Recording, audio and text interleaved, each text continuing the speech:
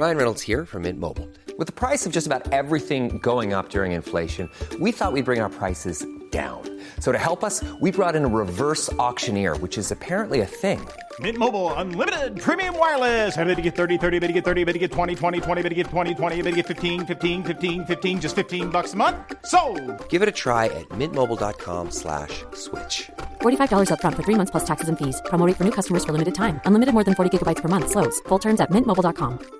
At Evernorth Health Services, we believe costs shouldn't get in the way of life-changing care, and we're doing everything in our power to make it possible. Behavioral health solutions that also keep your projections at their best? It's possible. Pharmacy benefits that benefit your bottom line? It's possible. Complex specialty care that cares about your ROI? It's possible. Because we're already doing it. All while saving businesses billions. That's Wonder made possible. Learn more at evernorth.com/wonder. Welcome to Lead Like a Girl, where we are empowering everyday women through our stories. I'm your host, Jessica Smith, and I began this journey by sharing my life story. Now, I've joined forces with my longtime friends, Jamie and Corlin, to keep this party going. We met many years ago as young sales girls in our 20s, driven and quickly rising to the top of our industry. As the years went on, life happened, and we all found ourselves in new companies and completely different industries, still striving for success in it all. Career, family, faith, fun. Now, it wasn't easy, but we never stopped moving. Get ready for our real conversations, inspiring stories, and our big life lessons as we share it all. The good, the bad, and the funny. Welcome to Lead Like a Girl. Hello, hello, hello. Welcome to Lead Like a Girl. This is Jamie, and I have the best ladies with me, Jessica and Corlin. Hi, guys. Hello. Good to see you this week. I know. I love your faces. So I know we have talked in the last few episodes, gotten to know ourselves, each other, talked a little bit about how we met and our roles in terms of some of our past employment together. But I wanted to kind of take the reins today because last week I was at a sales meeting for a couple of days, and it was a district-wide sales meeting. I met this woman. Her name's Annette. She was really dynamic. I had a great conversation with her, and we were both talking about how we're in a male-dominated field. It's a male-dominated industry. And I love the fact that the three of us, when we got together and kind of realized that all three of us are in male-dominated industries, it was super interesting. And she had a little story. She talked about her mentor, and she brought up a quote that her mentor had given her. And just a little bit to preface this, one of my questions was, do you change your sales process? Like, do you change anything because we are completely surrounded by men all the time? And I'm going to read it to you. She said, "You didn't get here by being who you're not. You got here by being who you are." And it was impactful to me because that's good. That is something I think we think about is, oh, do I need to change the way that I approach? Do I need to change my sales process just because I'm the only female in the room, literally, a lot of the times? Yeah. It's a topic that's timely. It's a topic that all three of us have experience with. And so I thought it would be a great thing to talk about this week. Absolutely. So, are you ready for an icebreaker? Ready for the icebreaker. Ready. Okay. What is the best part of working in a male-dominated industry, and what is the worst part about working in a male-dominated industry? Best or worst first? Right. I'd say best. Let's do best first. Best. I'll go best first. Okay. I'll go best. Go. I would say the best part about working with a lot of other males is I think that there's this diversity of thought. I think that just by nature, I mean, I've been to different comedy shows where it's called like Discovering the Caveman or something like that, where they talk about very innate differences between the male psyche and the women's psyche. And I think that as with any kind of diversity that happens, like being in a room of people who think 100% the same is boring, and it's not going to get you anywhere. super boring. So I think that when I think of my male colleagues that I work with, they think differently. That a lot of them are very logical, they're linear, but they also are doers. And so I think that sometimes where I kind of get caught up of thinking about things and ruminating on whatnot and trying to be overly creative, they're just like, let's just get this done. And I can be that person too, but I think that they bring a lot of just direction to our conversations, I think. I like that. What about you, Jess? Oh, I thought we were going to do both at the same time. Let's see. So, You're on the spot. Right. So I'm going to go back a little bit. And Jamie, I think sales in general, right, is probably more men in sales. I don't know. It feels like it. But coming from our old world, they were definitely a good share of women in the DB world of sales. And somehow, like you said, weird, we all ended up in these industries that, I mean, I'm in the automotive industry. I've never in a million years would think that I would be in the automotive industry because I'm not a car girl by far, but here I am, right? But what I've learned in this environment is that mentorship from men, and this is my experience, has really been the best mentorship that I've had. When I think of sponsorship, right? So we're working on this, but ultimately, and I'm gonna take it even. I'm gonna go to another level. In the corporate world, white men still own corporate America. So without white men, all women, chances are have a better likelihood of working themselves up the corporate ladder when they have sponsorship from men. So I would say that that's the best part, being able to connect with men that are willing to be what I call door openers. That's the best part of being in that environment. That's good. So, and I'll just get my worst out of the way. And that is, I hope you don't steal my answer. I don't know your answer. So for me, the worst is that, I know this might surprise some of you, but I'm a little aggressive in terms of my personality. So, and we know. So I've been called names like arrogant or aggressive. I've been called, probably number one name I'm called is a bulldog. I don't even know how to take that. But so because of that, sometimes I think people could be a little intimidated by me, but especially men, because, sometimes they just are. And sometimes maybe my confidence comes off as arrogant, and it just always doesn't sit well with men or women. But I think women are more, they feel motivated by it. And they're like, oh, I'm so glad you spoke up. They're inspired by it. Whereas when you're in a room full of men, sometimes they can be intimidated by it. So I would say that's my best and my worst. Did I steal your answer? No. I think that one of the it's not the worst, but it's just hard.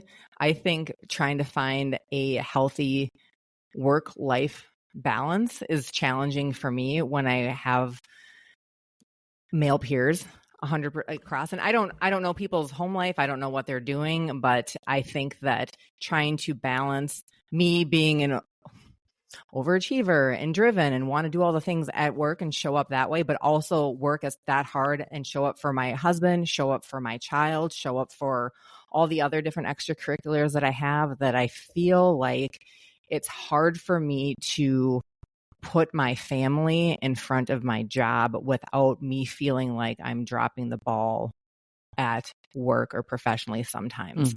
And I feel guilty when I say I need to go to my son's play, or I need to go to conferences, or take him to or take a sick day. That is challenging. And I've never had that pressure told to me. It's all self-created, but it's hard for me to do that working with. But if I had a team full of women where we're all in the same boat, I wouldn't feel that way at all. Yeah. Well, and keep in mind, Court, that's kind of how Lead Like a Girl was even born, with that thought Right. of, Yeah. for those of you that don't know, that thought that why do I have to feel all of the pressures in which, like you just explained, when Lead Like a Girl is I can be the, VP of sales and marketing, and I know what my job is. I do it well. I'm an overachiever, but guess what? I'm not going to be here tomorrow because my kid has something or my kid is sick. And here's the biggest thing. Men, they don't even give an explanation. Do you notice that? Right. Like we give Yeah. all this like, oh, I'm not going to be able to do it because, my kid and I'm sick, and they just say, I'm not going to be able to do it. That's the attitude. Yeah. A great story of that. Just to say yes and to that is that I remember I had just got one of my first female managers, and I had come off of working in a career where I felt like it was really hard to take time off. And so I came to her, and I was almost kind of scared, like I had to take time off. I think my little guy had a doctor's appointment or something like that, but laundry list. Well, I'm going to work extra hard. I'm going to come in early. And she's like, Corlin, stop. Just take the day off. I don't care what you're doing. And it's not that she didn't care. She just doesn't care.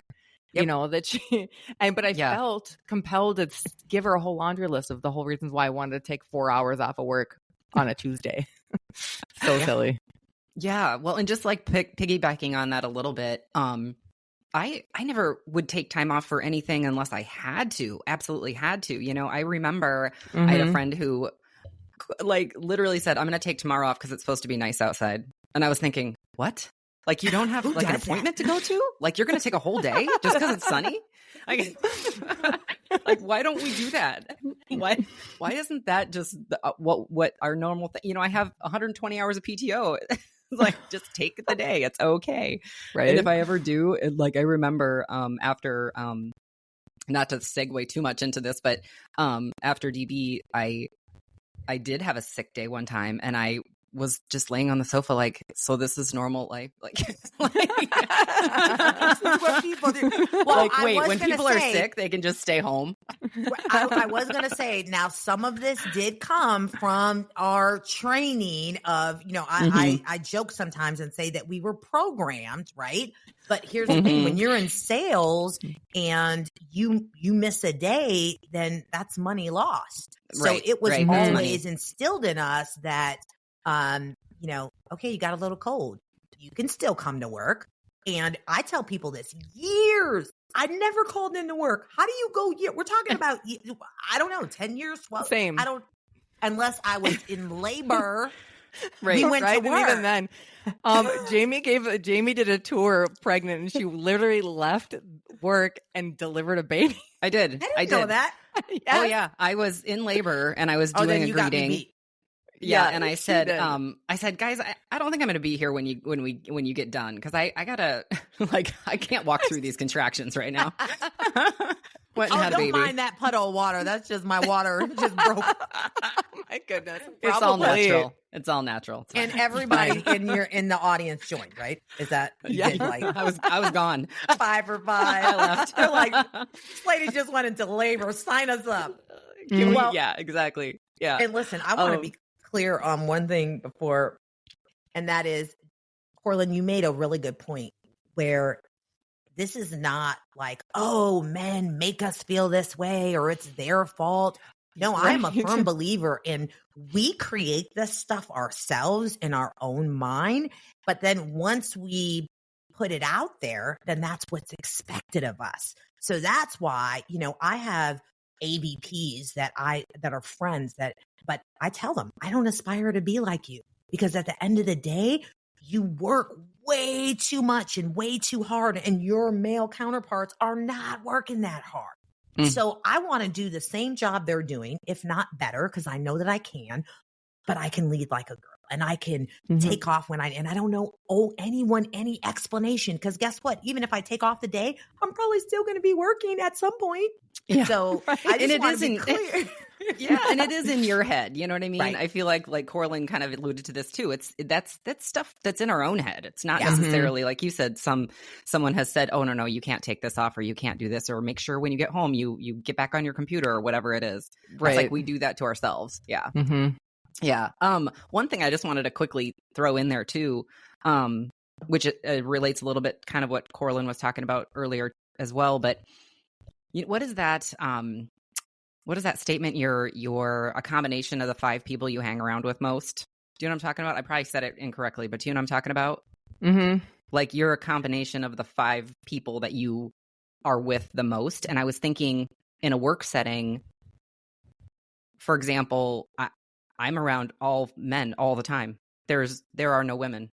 So it makes me think, okay, how is this changing? How is this changing my sales process? Maybe it's just something that's happening organically because these are the people that I hang around with and these are the people I'm learning from. Mm-hmm. So just something I thought of as you guys were talking.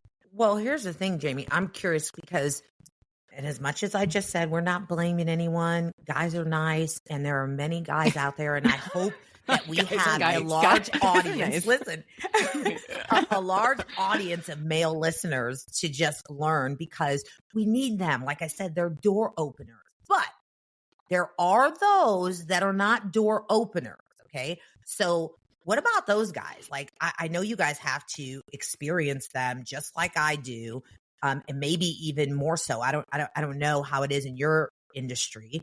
But what about those guys? What about when you're in those situations where someone is just really, truly being a jerk and you know that they would not have said or done this if it was a male counterpart? Like, you guys experience that? Mm-hmm. I have for sure. We had talked about this a bit when we were together, but I work with someone who is how do I want to put this? He's kind of an a-hole, but he's just really great at his job. Say that. So it's like I had to bring myself to ask him for advice. And I think that's what we had talked about when you have to go to the a-hole and ask him for his advice. But he's really good at his job. And so I had to go and ask him, hey, what do I need to do next? What do you suggest? Now, when you say you had to, because you put your pride aside, right? And your ego aside because you know the guy is good at what he does. Yes. And there were 2 things. There was one day where I was just crashing and burning. I wasn't making any headway. I wasn't doing, it just was a crap day. We'll say it like that. And that was the first thing I thought of. I need to call him. And I did. And I said, can you just tell me, can you help me? Can you give me direction? Can you give me an idea on what I could do today? Because I'm not getting anywhere and I just need an idea. Yeah. And he absolutely gave me an idea and it was great. Yeah. But there was a couple months ago when I got the but top he's sales. Still an asshole. He's yes. Helpful. But it's like he's helpful. It's all kind of helpful assholes out there. Yeah. I mean, come on. Yeah. But yeah, a couple months ago I got the top salesperson in my district and right after that right after that, the last 5 were guys, right? all of them. But yeah, my boyfriend said, "Ooh," he's like, "The gloves are going to come off now. These guys aren't going to help you anymore." I was like, "You're right. You're done." Well, true. But let's hopefully you circled back because we know that guys love their ego stroked, right? So hopefully you circled back and said, "Man, I am so glad." And this is a trick that I've learned with being in, working with guys. I am so glad that I called you. That tip that you gave me was killer. Like I went out there and did exactly what you said, exactly how you said it. And thank you so much. Right. And that works. And actually that helped me swallow my pride a little bit more too. Like, okay, right? You know what? I'm just going to swallow my pride and I'm going to say thanks and I'm going to continue kicking butt and we'll, beating him and all of them. Yeah. So I'm curious. So we haven't always been in male dominated industries, right? So what's then versus now? I mean, what's different about your roles now versus the companies you've been with in the past, just because of this whole concept of male dominated industries? What's different? Hey, it's Kaylee Cuoco for Priceline. Ready to go to your happy place for a happy price? Well, why didn't you say so? Just download the Priceline app right now and save up to 60% on hotels. So whether it's Cousin Kevin's Kazoo Concert in Kansas City, go Kevin, or Becky's Bachelorette Bash in Bermuda, you never have to miss a trip ever again. So download the Priceline app today. Your savings are waiting. Go to your happy place for a happy happy price. Go to your happy price, Priceline. This episode is brought to you by La Quinta by Wyndham. Your work can take you all over the place, like Texas. You've never been, but it's going to be great because you're staying at La Quinta by Wyndham. Their free Bright Side breakfast will give you energy for the day ahead. And after, you can unwind using their free high-speed Wi-Fi. Tonight, La Quinta. Tomorrow, you shine. Book your stay today at LQ.com. I don't know. For me, I don't know that there's a lot of difference from the standpoint of not only a lot of the sales leaders that I work with are men, right? Leadership up the ladder are men, but also in the automotive industry, customers that you're dealing with are dealers. And so, of course, now your customers are dealers and they're predominantly men as well. So I would say that's the biggest difference. Back in we dealt with families. So you always had that opportunity to sell the wife and she's going to sell the husband and you're good, right? Now the customer, and even though there are some cases where I'm dealing directly with a customer if I'm helping someone on my team, but in this industry, your customers are men, leadership, they're men, your peers are men. So for me, I think that's probably the biggest difference, but I'm still me. And I think that my personality was probably designed to be able to work with men and be okay with it. So I don't think I've had as many struggles. And if I'm being real, I probably have more struggles with women than I've had with men. So that's like a whole nother show. So You know, I think that looking out over my whole work career, I think that it kind of ebbs and flows a little bit, but I definitely have had my share of kind of like the other question is like kind of piece of work people where you're just like, there is no way that this would have happened had I been a dude versus the female in the room. Absolutely. And I remember this one story. I was working with guys, but this one guy in particular, and he was, upper level management. I had to collaborate with this person pretty regularly. And, at the time, like I was asked to sound off and be a part of the table, be a part of the group and offer my opinion and offer my solutions to what the projects we were working on. And I kid you not, I don't know if this ever happened to you guys before, but I would be sharing my ideas and he was the leader of this project. He would kind of wave his hand a little bit like, hurry up, or let's get to the point or whatever. And kind of get me to share. And I think that there's some points where maybe I was oversharing. It forced me to think of like, am I doing this wrong? And I honestly do not think I was. Wait, what do you mean? Like you're talking and he's like maybe I was not presenting in the right way or whatnot, but I do not think I was, because I've had a lot of time to think about this. But it would only happen to me. I became like pretty aware of looking like, is this something that is just something that he does? Is it something weird? Well, so we were out on Wait, Corlin, I'm trying to get an image of this. Are you saying that you're talking and in the middle? No, I'm serious. I'm trying to get get this. He's going like wrap it up with his hand. Yes. In the middle yes. Sometimes it would be us just talking, and sometimes it would be in front of my peers. Like so you never noticed more than once to anyone else? No. Okay. Go ahead. I'm sorry. No. No, but it just struck me. I didn't even know how to react to it. So I just kind of laughed it off like, oh, okay, I'll wrap it up. It's just not a good reaction. Again, just didn't know what to do. Can you wrap it up, Corlin? I know, right? Oh my goodness. Seriously. Anyways, we were, and so the last straw, really, honestly, we were out, we were out at we're wrapping up a day working together. We were out chatting casually. Everyone was having a drink after a big meeting or something. And I was at a table with him and one other person. And I was just telling a casual story. And he did the same thing to me. Literally, not business, just telling a story. And he's like, yeah. Like, let's get on with it. And I just looked at him. I'm like, oh my goodness. Well, so the other person left to go up to the bathroom. And I just looked at him and I just had to say, why do you do that to me? And he looked at me like I was a little crazy, but couldn't believe that I said something to him. And good for you, though. And I said, and he looked at me, he was like, I'm just kidding. It's just funny. And I looked at him and he didn't say, what do you mean?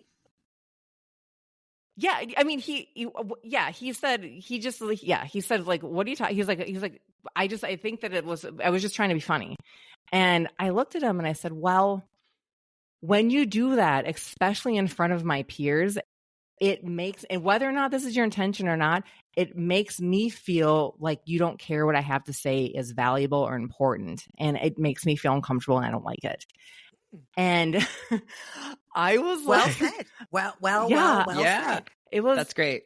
Yeah. And I tell you what, I want to unpack that though, Cor, because this is, and I don't know, you just said that in that moment. Kudos to you, because basically if that was something that I would have said, okay, how am I going to approach this? Right?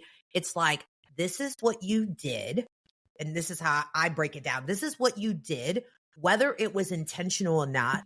This is what actually happened. This is how I felt.